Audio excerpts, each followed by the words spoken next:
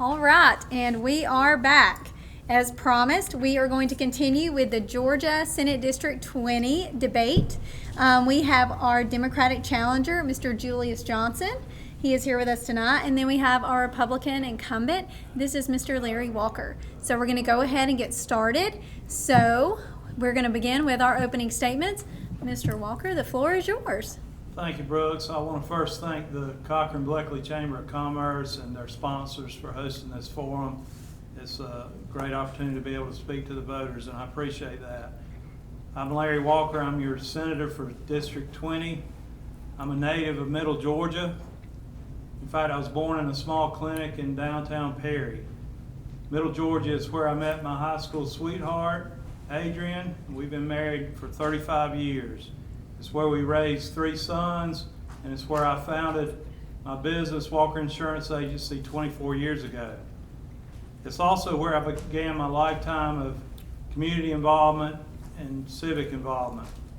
I've been an active member of Perry United Methodist Church, on the board of the Perry Chamber, a member of the Cochran Bleckley Chamber, the Dublin Lawrence Chamber, former president of the Perry Rotary Club, and 2-time Rotarian of the Year, chairman of the Perry Downtown Development Authority, chairman of what was then Middle Georgia Technical College, Foundation Board of Governors. I've been active with the Museum of Aviation on the Foundation Board of Governors. I was vice chairman of the Houston County Development Authority, and I've been an active supporter of the 21st Century Partnership. I'm also a current director of Morris Bank. Middle Georgia has been good to me, been good to my family, and it's where my heart is. It's been an honor of a lifetime to serve as your state senator this past 5 years, and I ask for your vote and support as I seek another term. All right, thank you very much. All right, Mr. Johnson, it is time for your opening remarks. Thank you, Brooke. I appreciate it. I'm Julius Johnson, and I'd like to ask for your vote this evening. I am the 7th generation Newberry here in the area. Although I'm a Johnson on my father's side, my family goes back to 1808 in Houston County. We're a family of ministers, farmers, educators, and business persons. Very hardworking people. I was educated in the Northeast. I went to St. Lawrence University, Yale University, where I received my master's degree, and I'm right now writing my dissertation for my PhD. I have served in senior government offices in the United States Department of Agriculture, the State Department, and the Library of Congress. In 2010, after serving in Afghanistan, when my father passed away, we decided to bury him in the old Haynesville Baptist Church in Houston County. I decided to come back to the area, bought a home, and created the Newberry Foundation, which is committed to preserving history, building community, and providing education.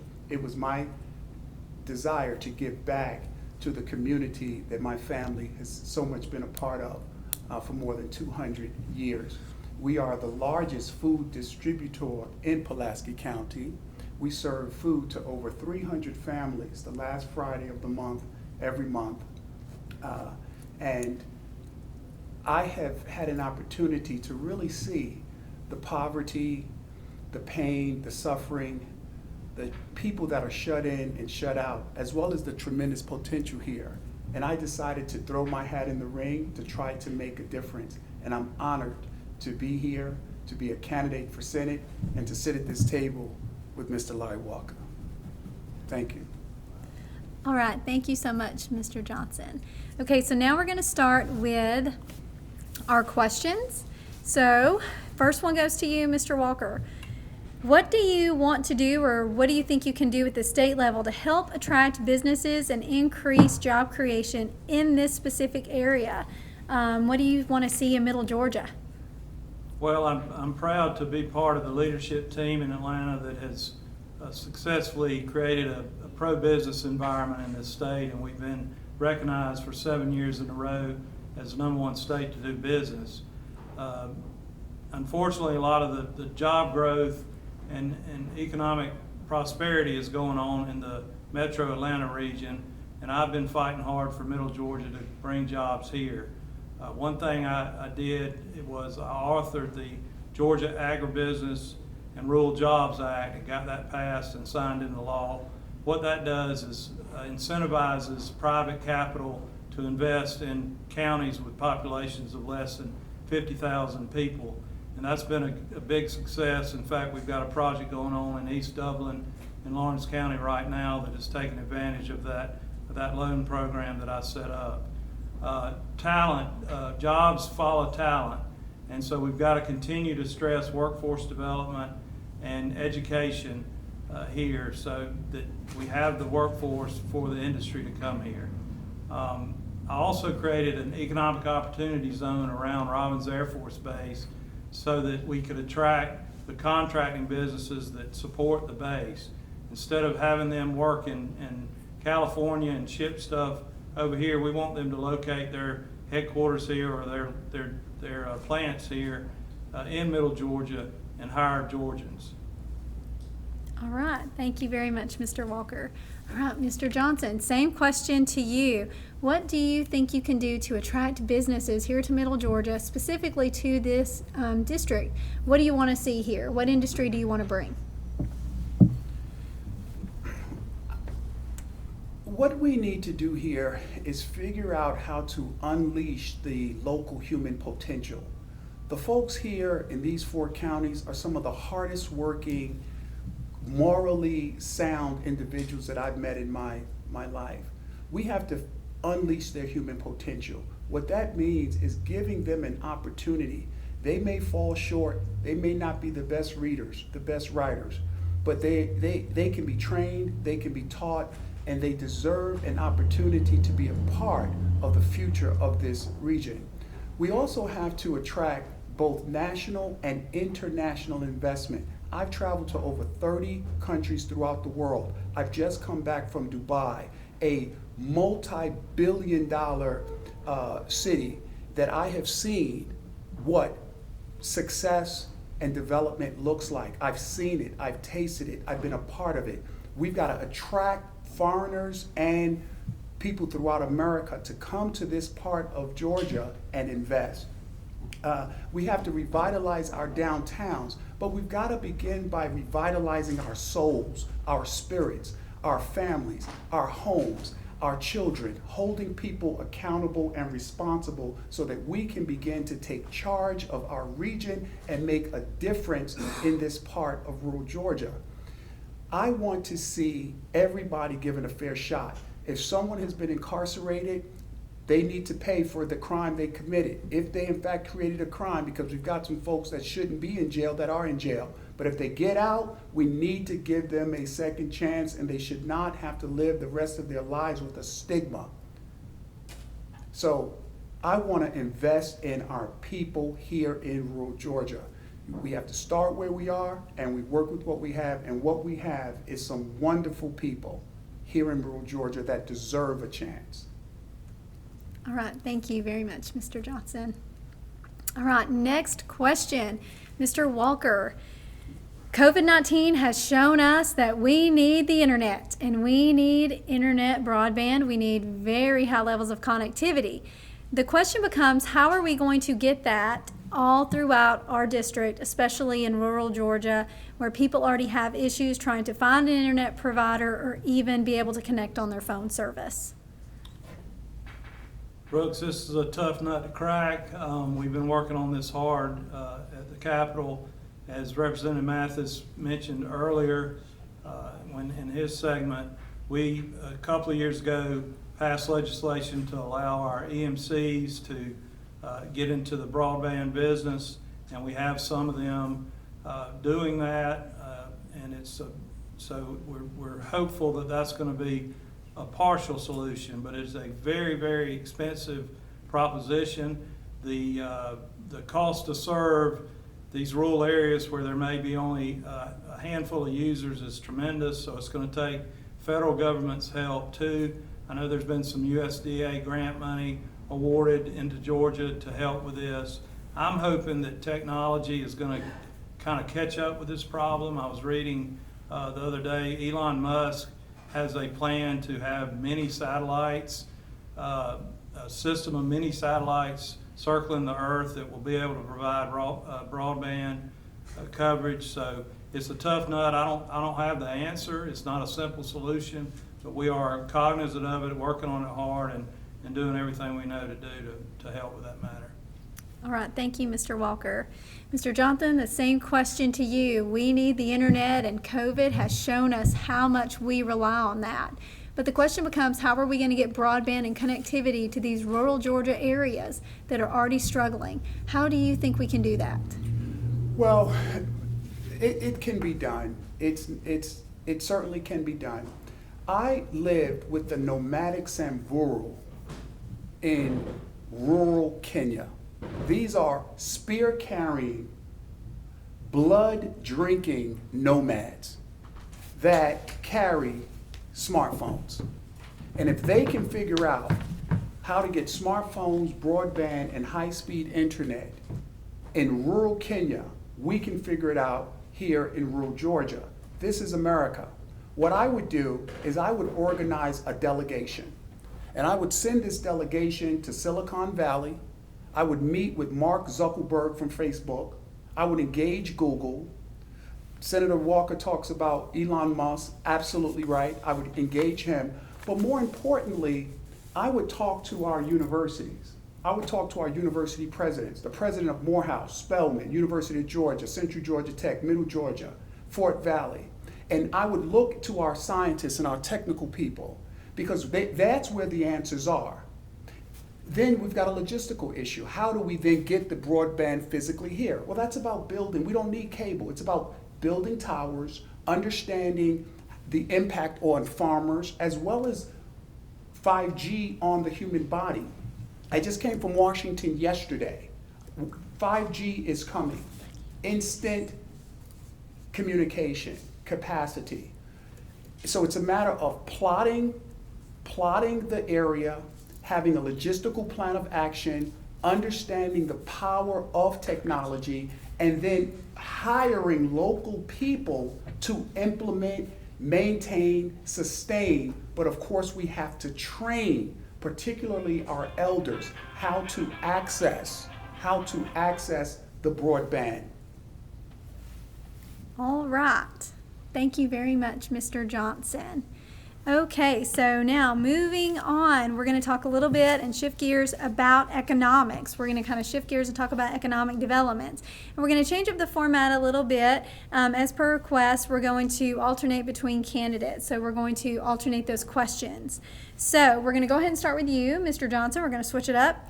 So one of the main things that attracts business to small rural towns such as Cochran and other areas is going to be downtown areas.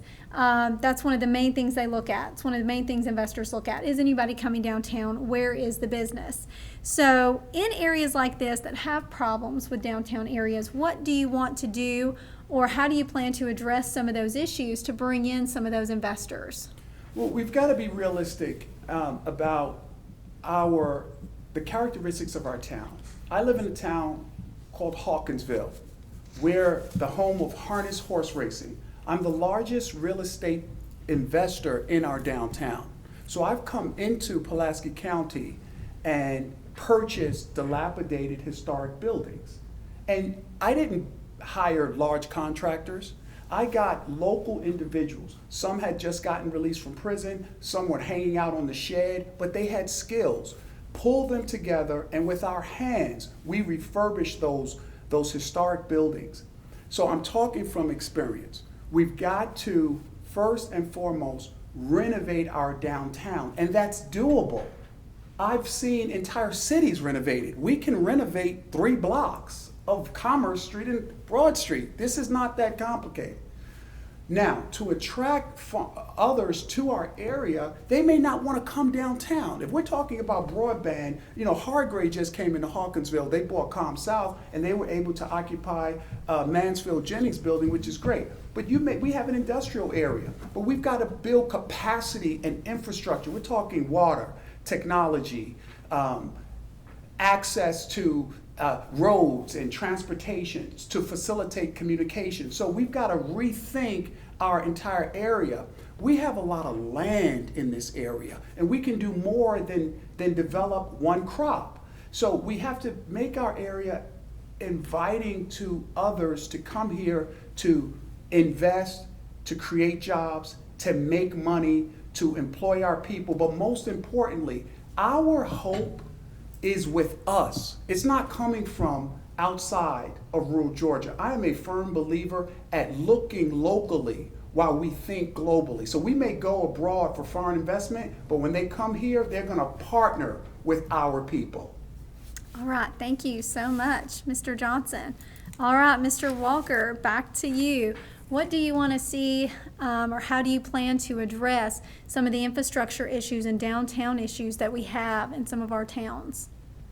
As I stated in my introduction, I chaired the Perry Downtown Development Authority, and I have a super passion for downtowns, and I think we made some real good progress in Perry during my tenure as chairman, and really I think I helped plant the seeds that have developed in the downtown area now. I think Perry's got a really charming downtown, and even with the COVID pandemic, the businesses there seem to be doing well. So I'm very proud of the work there. Because of that passion for downtowns, I have supported the Rural Zone Act, which was rolled out a couple of years ago. The first year they awarded it to 5. It has to be a city with less than 15,000 people to be eligible. It's administered by the Department of Community Affairs. They rolled it out. 5 communities were chosen. The city of Perry was chosen, fortunately, in that. The city of Cochran has applied now for the rural zone designation, and I'm supporting that effort and hopeful that DCA will award the city of Cochran that. What that does is it gives state tax credits for investment in historic buildings in downtowns, and also there's a job component where you get a payroll tax credit if you create at least 2 new jobs. So it's not, you don't have to bring in a big business, just a new small business can take advantage of it. So I'm very hopeful that Cochran will get that. I've also helped Cochran and Bleckley County with community block grants for their water and sewer system. We got a big community block grant recently, and the city of Cochran has worked real hard on improving the housing over here. So dilapidated housing, and there's a program the state has, again through DCA, called GIC grants, Georgia Housing Improvement Community Grants. And Cochran has gotten, I believe, 2 of those grants since I've been in the Senate, and is applying, I think, for another one.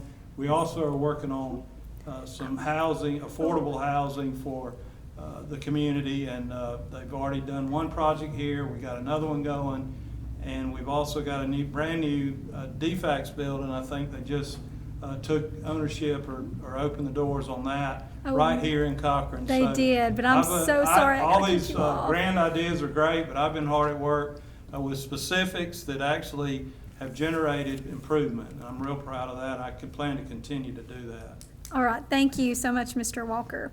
All right, Mr. Walker, the next question goes to you. We're going to alternate between you two. Basically, with COVID-19, we saw record unemployment. We saw major budget hits at the state level. You guys did have to come back after approving a budget and make major budget reductions. So the question becomes, what do you think we need to do to ensure the state's economic sustainability, to make sure we are economically viable, and make sure that Georgia is one of the best states to do business with?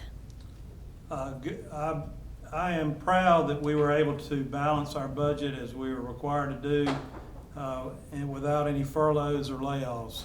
We cut the budget 10%. It was difficult, but we did it responsibly. We actually also voted to cut our own pay, so that we did not have to furlough any of our Senate staff. So I voted yes to to cut my pay so that we could not furlough any staff. I commend Governor Kemp for the way he's handled this pandemic. Every move he's made has not been perfect, but this is uncharted territory, and I think he has done a really good job of balancing safety and the health of Georgians with the economic vitality of the state. And that's why our unemployment rate is 5.6% and leads the nation in that. States like New York that have totally shut down, their economy is going to be just devastated. And I think we've taken the right approach to that. One of my priorities when I go back in January is going to be to make sure we get the economy fully back open. We had the best economy Georgia's ever seen before this pandemic hit, with unemployment of 3.2%. Our biggest challenge was finding workers and workforce development. And I think we can get back to that. I look forward to continuing to work on economic development. It's a priority of mine. All right, thank you, Mr. Walker. All right, Mr. Johnson, the same question for you. COVID-19 has hit all the states hard. Georgia was not spared either. We definitely saw a huge surge in unemployment, and we had to make some major budgetary decisions. That being said, what do you think is going to help keep us economically viable? And what's going to keep us one of the best states to do business with in the United States? Great question. My dad used to say, if it's not broke, son, don't fix it. And you're right. A lot of things are going very well in Georgia, very well. We should not tinker with those things that are working. Let's keep that going. So our friendly business environment, I'm a business person. We want to be friendlier. What that means is low interest loans to small businesses. We need to ask more from our corporate entities.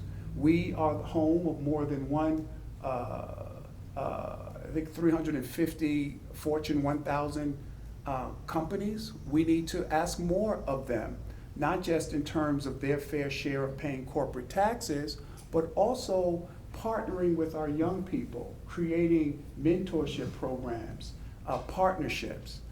We've got to put money in the hands of everyday people, cash, through the form of grants and other ways to put money in poor people's hands who will spend money in our local economy.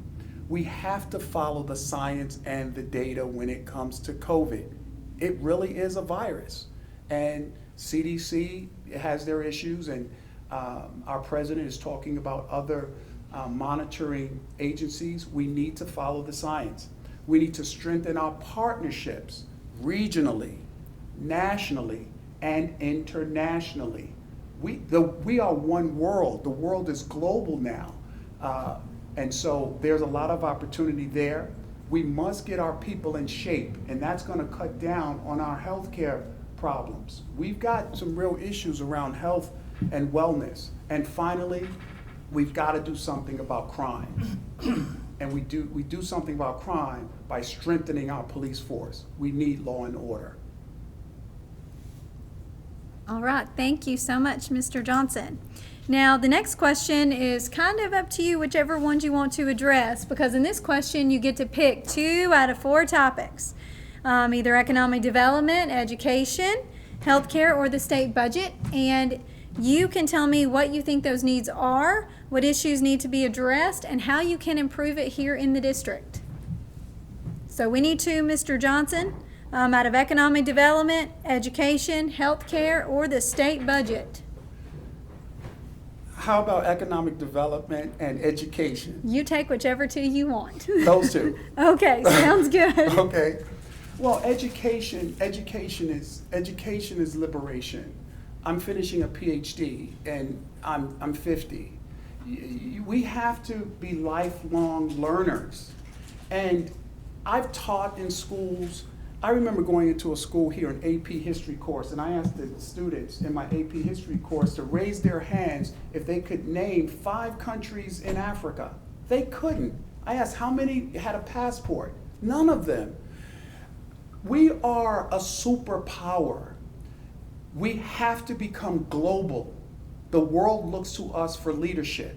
So education is not just about checking boxes and meeting some standard on some form from Atlanta. Education is about freeing our minds to think critically, analytically, to have knowledge, skills, and ability, and vocational training. Everyone's not going to be a great philosopher, but having the requisite skills to think critically, analytically, it allows you to make good decisions. Education is key.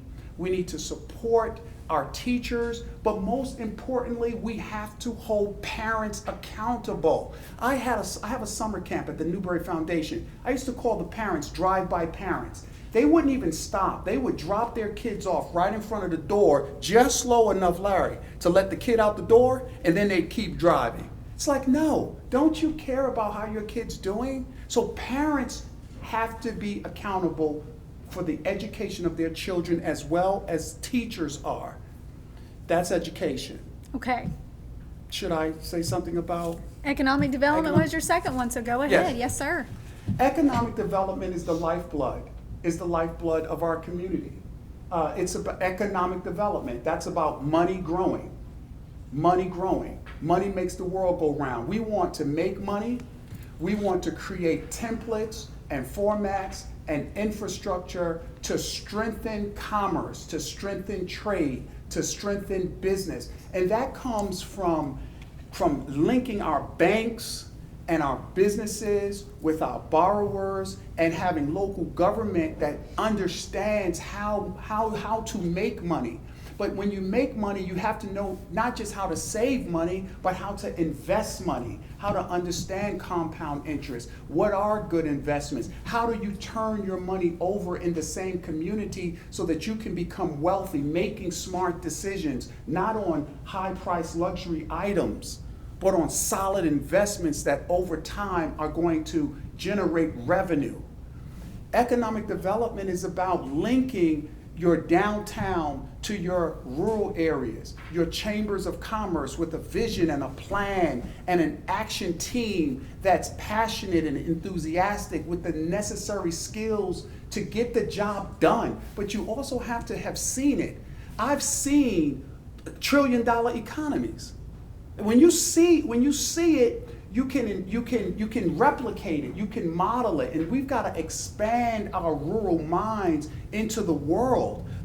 Look at China, look at Hong Kong, Singapore, Dakar, Senegal, Johannesburg, Dubai, Saudi Arabia. These countries are not stronger than us economically. We do great with our military. I've been with DOD. I was with them in Afghanistan. But we are business people also, not just on Wall Street, but here in Cochran, in Bleckley, in Houston, in Hawkinsville. But that's about seeing it, believing it, and then achieving it, and leaving no one behind. All right, thank you very much, Mr. Johnson. All right, Mr. Walker, this one's up to you again. You get to pick 2 out of 4 topics, either economic development, education, healthcare, or the state budget. You can pick any 2 and discuss the needs, issues, and how to improve those in our district. Well, I'd like to be able to speak on all of them, but I'll talk on healthcare first.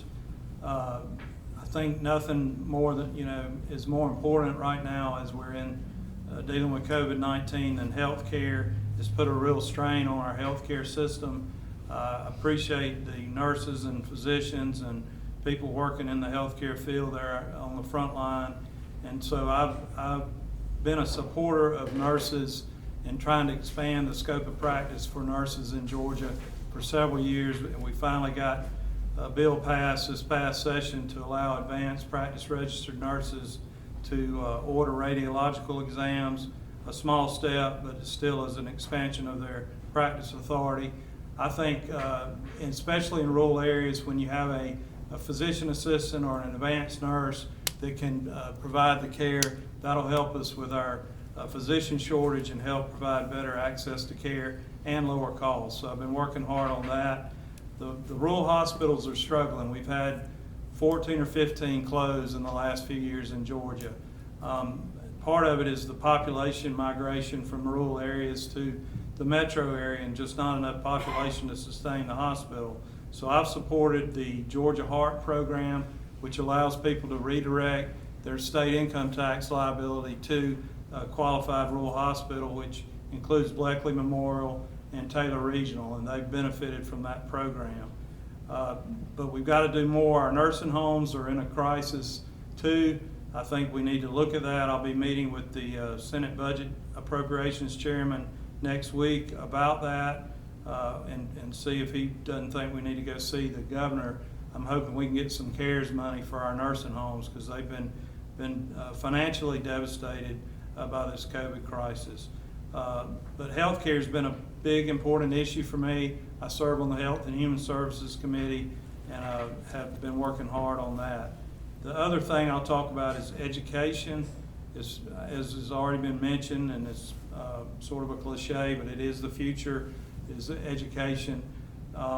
We have done some mighty good things in Georgia for education. There's still a lot of work to be done, but we gave a historic pay raise to our teachers, $3,000. And I'm hoping next year when we go back, if the economy is improved enough, we can fulfill Governor Kemp's commitment and give another pay raise to the teachers. He committed $5,000 pay raise to the teachers. So I'm very proud of what we've done. Hope we can do more there.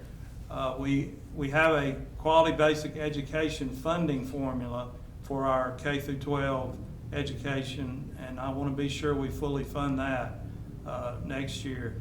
It started in the 80s, I think 83 or 4. It had never been fully funded until 2 years ago, but we need to fully fund QBE. Right here in Cochran, we have Middle Georgia State University. I've helped them get $12 million to renovate the library and to renovate another building so that they can train nurses in it. Also, this past budget cycle got them a bond package for a $4.8 million renovation of a building in Dublin, and that also will be to train nurses, and we're going to partner with Fairview Park Hospital to let them do their practice stuff they do with them. So education is key. I think there's more opportunity to do career academies like we have in Houston County. That's been a big success. A lot of industry need people that understand how to work on robotics. I know the base is desperately needing software engineers. I think there's a lot of opportunity if we can provide the quality workforce that industry is looking for. As I said earlier, the industry and businesses will follow where the talent is, and we need to be sure we have the workforce here to attract those businesses. All right, thank you so much, Mr. Walker. So we're going to go with you on this next one. What do you think are the biggest issues facing Georgia's agriculture industry? For the first time in history, farmers are the most admired profession. So given that we have so much agriculture here in Georgia, especially in this district, what issues do you think you need to address at the state level to help our industry? Agriculture is the largest industry in Georgia. Over $75 billion in economic impact agriculture has. And Georgia is the #1 state for forestry. And you might think it would be Oregon, but if you just look at private forest land, Georgia is the #1 state in the country for forestry. So ag and forestry is very, very important. The Georgia farmer is suffering. They are it's a crisis. And Hurricane Michael was devastating for the Georgia farmer and for foresters. I was proud to be a floor leader for Governor Deal. We called a special session and we were able to give some immediate hurricane relief for our farmers and foresters, and I carried some of that legislation in the Senate. So they're still reeling from Hurricane Michael. Now we have commodity prices that are just in the tank. Cotton prices are below what it costs to produce the cotton. So if we don't see some changes in the farm economy, we're going to see farmers going out of business and farms that have been in families for generations on the courthouse steps being sold, I'm afraid. I think the answer is somehow to convince the American public to buy American, buy USA products. I think the COVID pandemic has demonstrated how fragile our food supply chain is. So I think the food to table type movement we've seen is something we can take advantage of in the farm community. I'm hoping that we can see vertical integration so that we're not just shipping the commodities out of Georgia, but we're actually processing them here. I think we need to develop new markets. With forestry, we passed a mass timber bill to change the Georgia building code to align with the international building code to allow tall buildings to be built out of mass timber. So that's just some of the things we can do and have done. And I serve on the Agriculture Committee, and I'll continue to put agriculture a priority of mine. All right. Thank you very much, Mr. Walker. Mr. Johnson, the same question goes to you. Basically, the question becomes, what do we need to do to help the agriculture industry here in Georgia? Basically, we have a growing, booming agriculture industry. It is number one. And for the first time in history, farmers are the most respected people out of all professions.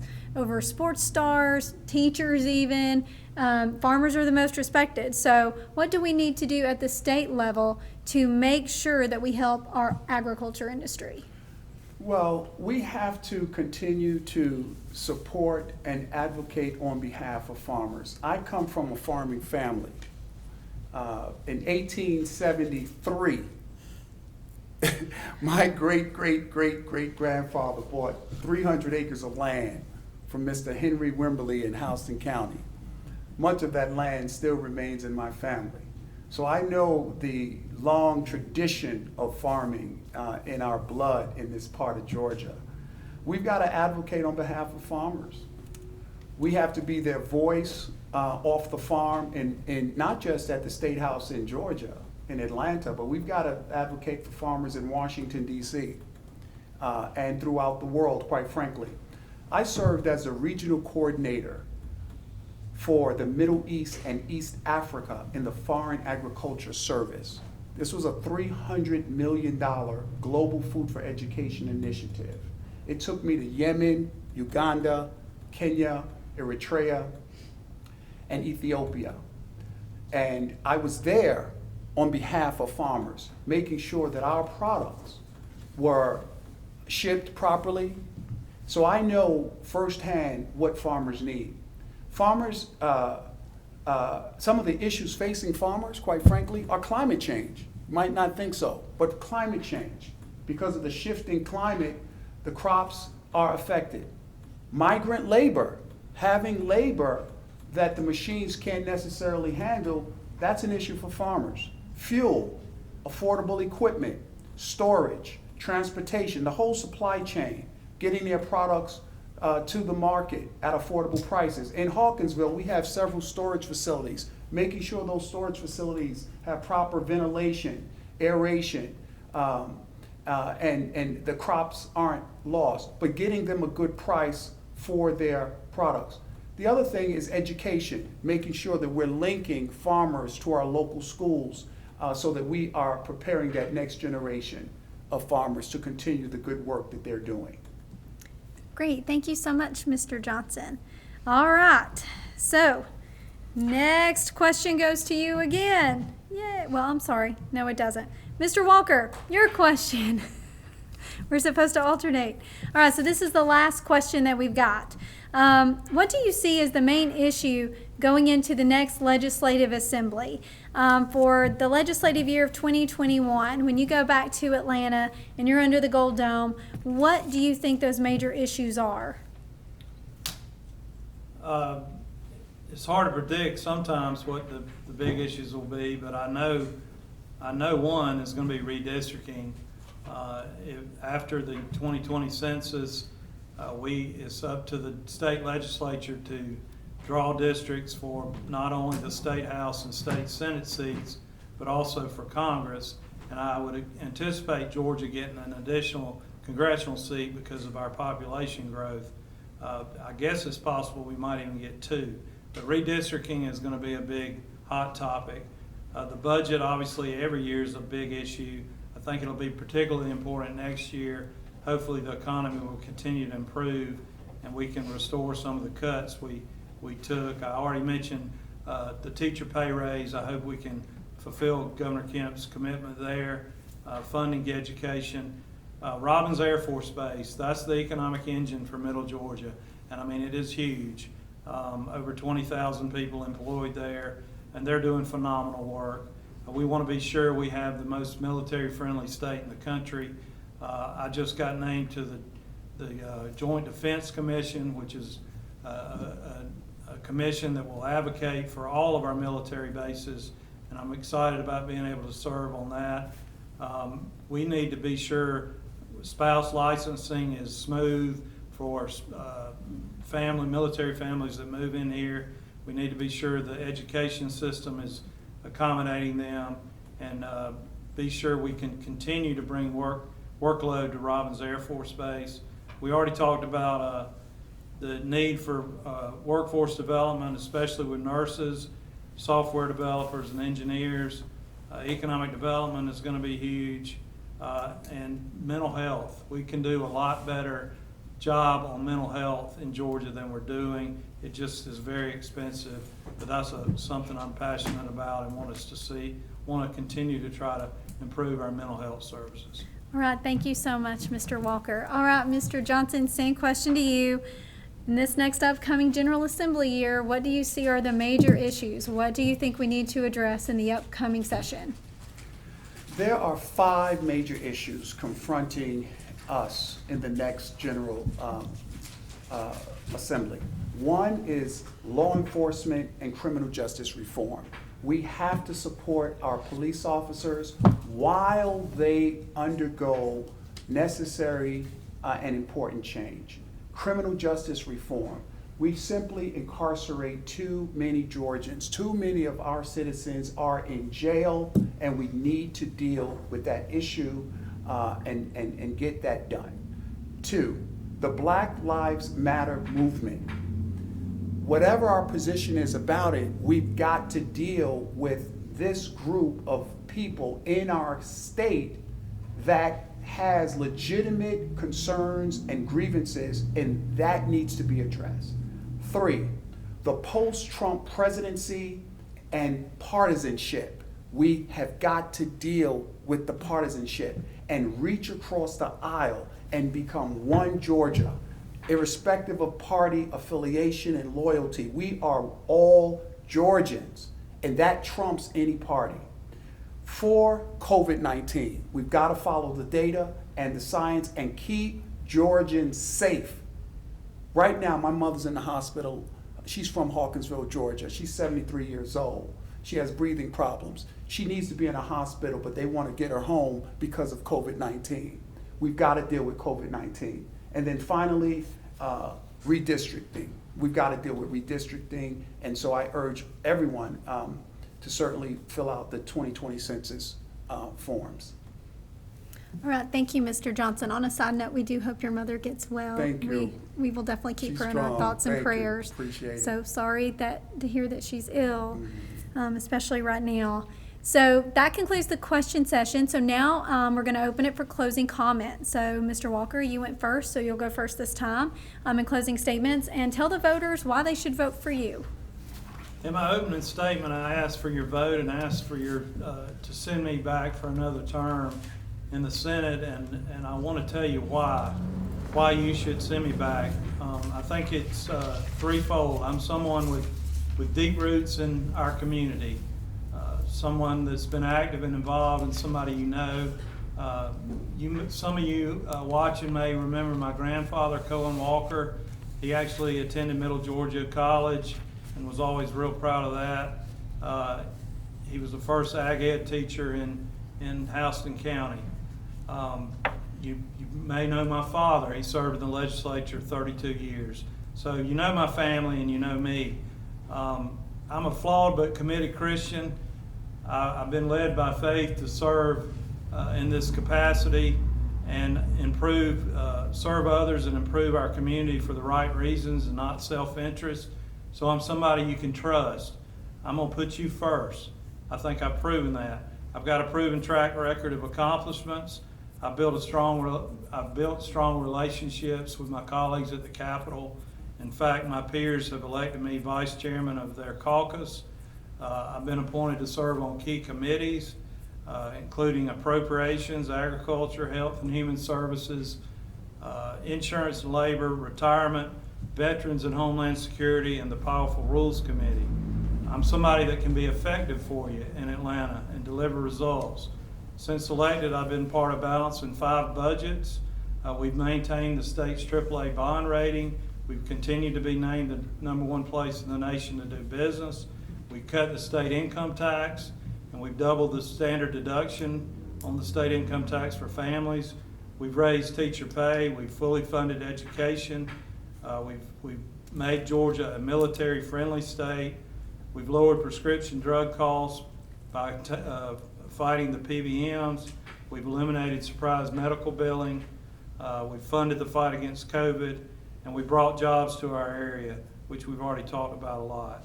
So I think I've got a proven track record and have been responsive to my constituents. I'm conservative. I'm going to fight for keeping Georgia the #1 place to do business. So I humbly ask for your vote, and again, I want to thank the Cochran Bleckley Chamber for hosting this. Thank you. All right, thank you, Mr. Walker. All right, Mr. Johnson, your closing comments. Why should voters vote for you in this upcoming election? Well, I started my opening comments by thanking you for moderating this forum, and also saying how much of an honor it is for me to be sitting here next to Senator Larry Walker, and I mean that sincerely. That's kind. You know, I love America. I'm a red blood American. As I said, my family's been here since 1808, and if you want to know the story, you can visit my foundation's website at thenewberryfoundation.org. It's a fascinating American story of how we've endured through some very difficult times, but always looking forward. So I'm a man of the future, deeply rooted in history and tradition. I've rolled up my sleeves my whole life. I have a top security clearance. I've never been arrested, have walked a straight line, and have done well for myself and my family. It wasn't easy, but I have kept my hand on the plow and have endured to this very night to serve the people of Georgia. I am here because I want to be here, not because I have to be here. I love this part of Georgia. My roots are here, and I have the knowledge, the skills, the ability, and the heart to be a part of a winning team. And I want us to win. I served in Afghanistan. I was out on the Hindu Kush Mountains, winning hearts and minds, fighting the war on terror. So I've seen us perform in battle, and I believe together that we can make this part of Georgia really live up to its potential. I'm a team player. I'm not a politician, and I know how to reach across the aisle for a friend in need. So take a look at my website, juliusforsenate.com. I'd be honored to have your vote and to represent you in Atlanta. Thank you. All right, thank you so much, Mr. Johnson. And that wraps up the Georgia Senate District 20 debate tonight. So we're going to take a break, and then we'll begin with the Bleckley County Sole Commissioner debate.